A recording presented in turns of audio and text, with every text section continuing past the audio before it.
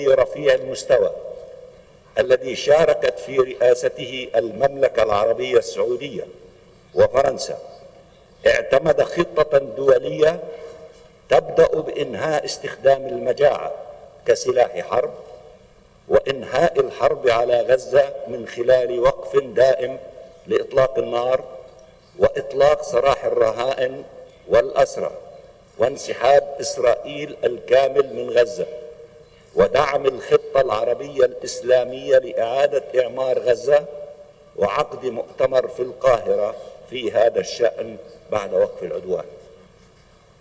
وتتوقع هذه الخطة استئناف السلطة الوطنية الفلسطينية لمهام.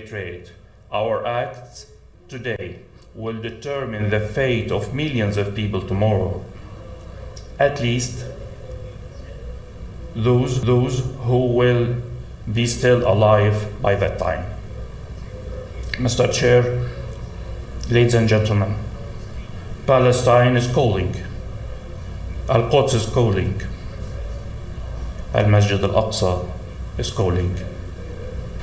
The first Qibla and the third of the three holy mosques.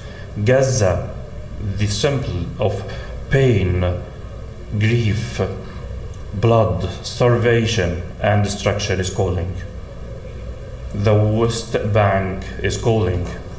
Palestine and its people and its leadership know that you are with them and that our call will be heard and supported from you and that you are our people and our back and you have the necessary tools to achieve what is required and make our rights a reality and you will activate these tools. Thank you, Mr. Chair. आप देख रहे हैं पाक news, Pakistan की आवाज।